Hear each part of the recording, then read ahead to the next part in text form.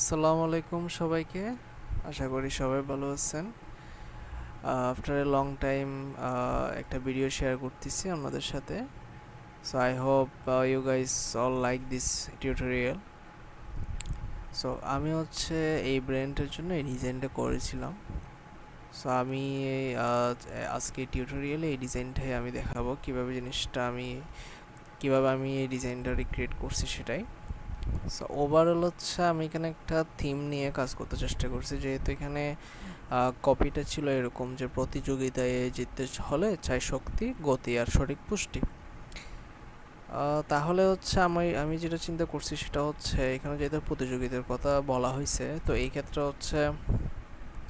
ব্যাকগ্রাউন্ডে stadium type plus marathon হওয়ার যে কি বলে এটাকে, মাঠ যেটা থাকে, ঠিক আছে। সো ওই জিনিসটা আমি এখানে এই প্রোডাক্টের সাথে ম্যানিপুলেট করার চেষ্টা করছি, তাহলে মিনিংফুল হবে আর কি ভিজুয়ালটা।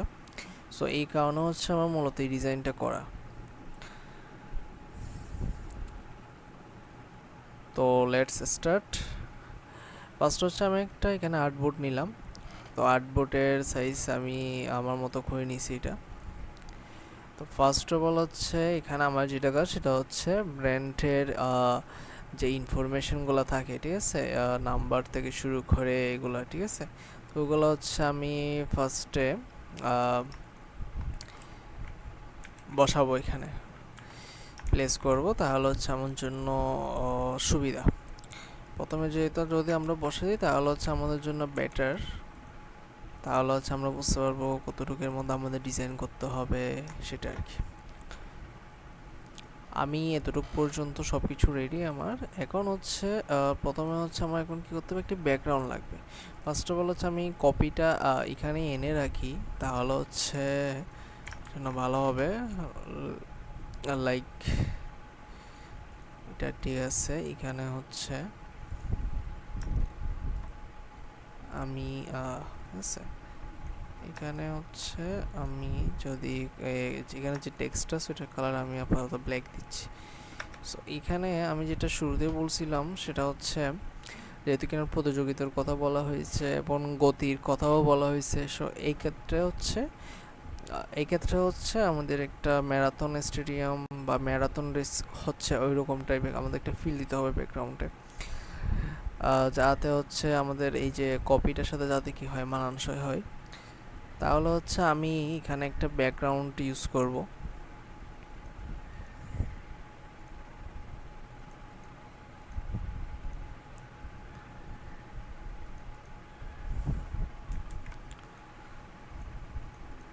এখানে আমি এই ব্যাকগ্রাউন্ডটা আনলাম, ঠিক আছে। এখানে এই ব্যাকগ্রাউন্ডটা আনছি, এই ব্যাকগ্রাউন্ডটা আমি এখানে রাখলাম, একটু ব্লার করে দিছি, ঠিক আছে, একটু ব্লার করে দিছি। অ্যান্ড এখন এখানে যে এই পিকচারে ব্যাকগ্রাউন্ডটা যেটা স্টেডিয়াম আছে এটা আমার তেমন ক্লিয়ার লাগতেছে না, বা আরও বেটার কিছু করা যায়। তাই আমি কি আরেকটা এখানে ইমেজ ইউজ করব, আরেকটা ইমেজ ইউজ করব। আর সেটা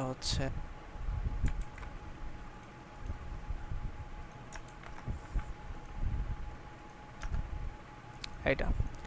এখন এখানে এই ইমেজটা আমি ইউজ করব। এখানে কিন্তু একটা প্রবলেম আছে, সেটা এখানে আমার স্কাইটা ঠিক আছে, ভালোই লাগতেছে, একটু মুডি টাইপ, ঠিক আছে। কিন্তু এখানে যে নিচের পার্টটা সেটা কিন্তু আমার লাগবে না। সো আমি এটা কি করতে পারি, এটা আমি গ্রেডিয়েন্টে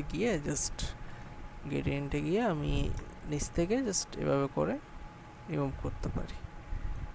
এখানে একটু ব্রাশ দিয়ে এখানে একটু ফিক্স করতে হবে ভালো করে, বা যে জায়গায় ফিনিশিং হচ্ছে না ওই জায়গায় আমার কি করতে হবে, ম্যাচ করাইতে হবে, বুঝতে পারছেন।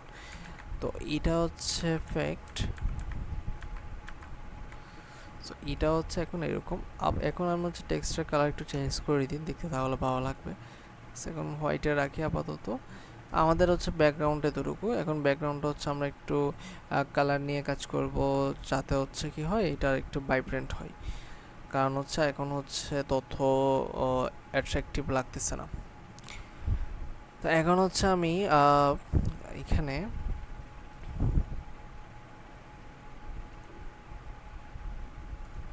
এখানে এই ব্যাকগ্রাউন্ডের উপর যেটা পিছনে ছিল আর কি, ঠিক আছে, এটার উপর আমি এখান থেকে একটা ফটো ফিল্টারে গেলাম। ফটো ফিল্টারে গিয়ে আমি এখানে হচ্ছে একটা কুলিং ফিল্টার ইউজ করব। যাতে এটা কেন ইউজ করতেছি, কেন আমি বলতেছি একটু পর। এখানে হচ্ছে আমার ডেনসিটিটা ঠিক আছে, এটা এতটুকু থাকুক। সো আচ্ছা, এখন হচ্ছে আমি প্রোডাক্টটা আনি, তাহলে হচ্ছে আমি বলতে পারবো আমি এখানে কেন কুলিং ফিল্টারটা ইউজ করছি। সো আমি হচ্ছে এখানে একটা প্রোডাক্ট আমি চুজ করছি, রাইট। এই প্রোডাক্টটা আমার হচ্ছে ইউজ করতে হবে। আমি হচ্ছে এটা প্রথমে এখানে আমি টোটাল কাজ হচ্ছে এটা পুরো পুরো পুরো প্রোডাক্টটা আমি হচ্ছে এখানে নিয়ে আসি। আমি হচ্ছে এখানে প্রোডাক্টটা আনলাম। প্রোডাক্টটা হচ্ছে আমি এতটুকু রাখি। একটা জিনিস দেখবেন, এই যে প্রোডাক্টটা আছে, ঠিক আছে, প্রোডাক্টটার প্যাকেজিংয়ে একটু দেখবেন, কি বলবো, একটু দেখবেন ব্লু কালার লাগতেছে, ঠিক আছে, স্কাই ব্লু কালার, যেটা হচ্ছে একটু কি কুল একটা ফিল দিচ্ছে। তাই আমি চিন্তা করছি যে আমরা যদি ব্যাকগ্রাউন্ডে একটু যদি কুলিং ফিল্টার ইউজ করি তাহলে জিনিসটা আরও বেস্ট হবে। কারণ আমরা হচ্ছে বেশি স্যাচুরেটেড করতে চাচ্ছিলাম না বা চাচ্ছি না, আমরা হচ্ছে বেশি স্যাচুরেট করতে চাচ্ছি না, এ কারণে। তো আমি হচ্ছে এখানে দেখেন এতটুকু রাখছি, রাইট, একটু কুল করার চেষ্টা করতেছি। আচ্ছা, তারপর হচ্ছে আমি একটু এখানে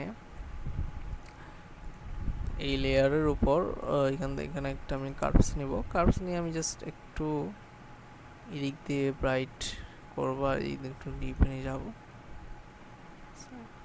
জিনিসটা একটু একটু চেঞ্জ হচ্ছে, দেখছেন। আচ্ছা, এখন হচ্ছে আমার এতটুকু যেহেতু শেষ, আমি হচ্ছে এখানে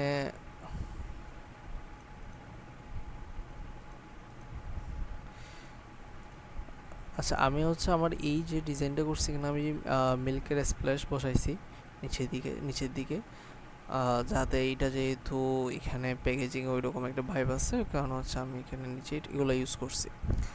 সো এইটার জন্য আমার কি করতে হবে, আমি এখান থেকে জাস্ট কপি করে নিয়ে যাচ্ছি, ঠিক আছে। এখানে জিনিসটা তো দেখানোর কিছু নেই, ওই কারণে এখানে আমি জাস্ট আমি এটা হচ্ছে পেনজুইং থেকে ডাউনলোড করছি, ওখানে পেয়ে যাবেন। তারপর হচ্ছে আমি এখানে প্রোডাক্ট প্লেস করছি, এখানে পিছনে এই সেম প্রোডাক্টটা হচ্ছে আমি পিছনে দিয়ে একটু করে ব্লার করছি, যেহেতু হচ্ছে এটা পিছনে একটু দূরে, তো দূরের জিনিস সাধারণত কি হয়, একটু ব্লার হবে, তো এই কারণে হচ্ছে এই জিনিসটা একটু ব্লার। আচ্ছা, তারপর হচ্ছে আমি এখানে আরেকটা কার্ভস নিচ্ছি, কার্ভস নিয়ে জাস্ট আমি জিনিসটা আরেকটু ডিপে দিচ্ছি, ঠিক আছে, এই জিনিসটা মানাই। আর এখানে আরেকটা উপরে যেটা ছবি ইউজ করছি, এখানে আমি একটা কালার লুক আপ নিচ্ছি এটার জন্য। এখানে হচ্ছে আমি এখানে যে কোনো একটা ফিল্টার ইউজ করব, এটা হচ্ছে আমার একটু ব্লু ভাইব দিবে। তো আমি হচ্ছে এখান থেকে যে কোনো একটা ফিল্টার যেটা আমার সাথে এখানে ভালো যাবে ব্যাকগ্রাউন্ডে, ওই জিনিসটা আমি ইউজ করব। আই থিঙ্ক হচ্ছে এই কালার লুক আপটা জোস লাগতেছে আমার থেকে। তো এটা হচ্ছে আমি একটু অপাসিটিটা কমাই দিব, অপাসিটি লাগবে না আমার। দেন হচ্ছে আমার হচ্ছে এটা এই কালার লুক আপটা দেখবেন, এটা হচ্ছে পুরোটা ডিজাইনে বা পুরো ব্যাকগ্রাউন্ডের উপরেই পড়ছে। তা আমি হচ্ছে নিচের পার্টে আমি চাচ্ছি না এটা পড়ুক, আমি জাস্ট চাচ্ছি যে এই যে যেটা স্কাই আছে ওইখানে যাতে এই কালার লুক আপটা যাতে ইউজ করতো। আমি জাস্ট কিবোর্ডে অল্টার চেপে ধরবো এবং হচ্ছে জাস্ট মার্কস হয়ে গেছে, ক্লিপিং মার্কস হয়ে গেছে। তাহলে হচ্ছে জাস্ট এটা আমার স্কাইয়ের উপর বা যে স্কাই ইমেজ যেটা ইউজ করছি এটা সহ এটাতে আমার ইউজ হয়েছে, ঠিক আছে। এখন হচ্ছে আরেকটা কথা আমি বলে দিই, এখানে কিন্তু আমি সেম জিনিসটাই করছি, বাট এখানে হচ্ছে আমি যে টাইপোগ্রাফিটা ইউজ করছি, এখানে হচ্ছে আমি টাইপোগ্রাফিতে আউটারগুলো ইউজ করছি, ঠিক আছে। দেখেন এখানে আউটারগুলো ইউজ করছি, কারণ হচ্ছে যাতে আমার টাইপোগ্রাফিতে কী হয়, ফোকাসটা চাই, ঠিক আছে, ওই কারণে এই জিনিসটা করা। তারপর হচ্ছে এখানে আমি যে দুইটা প্রোডাক্ট বসাইছি পিছনে, এখান থেকে জাস্ট আমি কপি পেস্ট করে দিচ্ছি।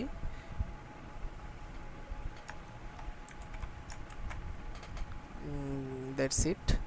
এখন হচ্ছে মূলত আরেকটু ব্যাকগ্রাউন্ডকে কীভাবে ড্রামাস্টিক করা যায় ওই জিনিসটা আমরা একটু দেখব।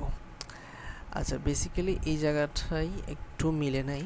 ওই জিনিসটা হচ্ছে আমরা এখন ব্রাশে যাব, ব্রাশে গিয়ে হচ্ছে ব্রাশ সাইজটা আমি কমাইছি, অ্যান্ড হচ্ছে এখানে ফোরগ্রাউন্ড কালার ব্ল্যাক থাকবে।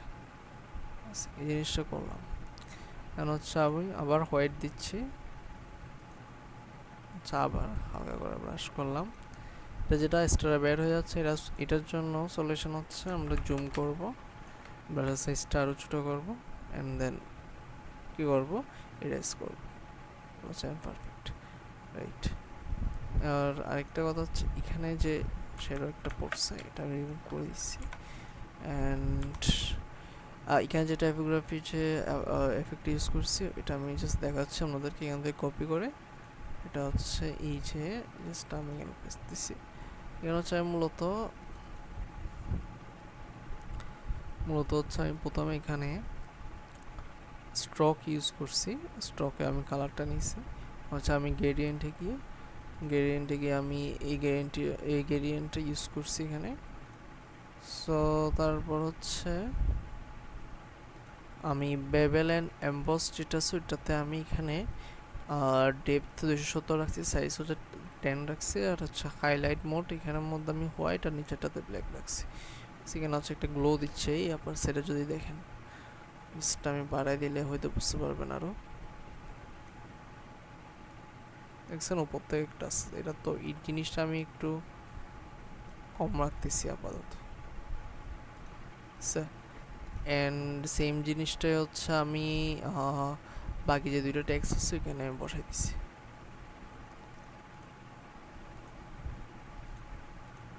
অ্যান্ড এই জায়গায় আমি হচ্ছে স্ট্রোকের কালারটা একটু চেঞ্জ করে দিছি, এবং হচ্ছে গ্রেডিয়েন্ট কালারটা অফ রাখছি। স্ট্রোকের কালারটা আমি হচ্ছে এখান থেকে জাস্ট চুজ করছি, একটু কমাই দিচ্ছি। কারণ হচ্ছে আমরা যদি টেক্সট দিন ওটাতে যদি আমরা যদি সেম কালার রাখি তাহলে জিনিসটা হচ্ছে একটু ইমব্যালেন্স রাখতেছিল, তো এই কারণে হচ্ছে এটাতে আমি হচ্ছে গ্রেডিয়েন্ট কালারটা উঠাই দিছি। সো এটা হচ্ছে ডিজাইন। আরেকটা ফান ফ্যাক্ট আছে, সেটা হচ্ছে আমি এখানে টিউটোরিয়ালে হয়তো খুব অল্প সময় এই জিনিসটা দেখাইছি, কিন্তু এত অল্প সময় কিন্তু আমার করতে লাগে নাই। ফার্স্ট অফ অল হচ্ছে আইডিয়া জেনারেট করতেও সময় লাগছে, দেন হচ্ছে এখানে তো আমি ইজিলি ব্যাকগ্রাউন্ডগুলো জাস্ট এখান থেকে আপনাদেরকে দেখাইছি, বাট এগুলো কালেক্ট করতেও টাইম লাগছে। দেন হচ্ছে এগুলোকে পারফেক্টভাবে ইউজ করা, কোন কালার গ্রেডিং করলে কোন কালার সাথে কীভাবে ম্যাচ হবে এগুলো হচ্ছে আইডেন্টিফাই করা, এগুলো নিয়ে বারবার ট্রাই করা, ঠিক আছে। এগুলো করতে হয়তো আমার অনেক সময় লাগছে, বাট আমি অত টিউটোরিয়ালতে এত সময় দিয়ে দেখেনি, আপনাদেরকে আমি জাস্ট কুইকভাবে দেখাইছি। এটার কারণ হচ্ছে আমি যদি এখন আপনাদেরকে ফুল ডিটেলসে দেখাইতে চাই একটু খুবই লং হয়ে যাবে ভিডিও, বাট ইনশাল্লাহ ইন ফিউচার আমি এরকম টিউটোরিয়াল শেয়ার করবো আর কি আমাদের সাথে। ঠিক আছে, আজকে পর্যন্ত এতটুকুই, দেখা হবে নেক্সট ভিডিওতে।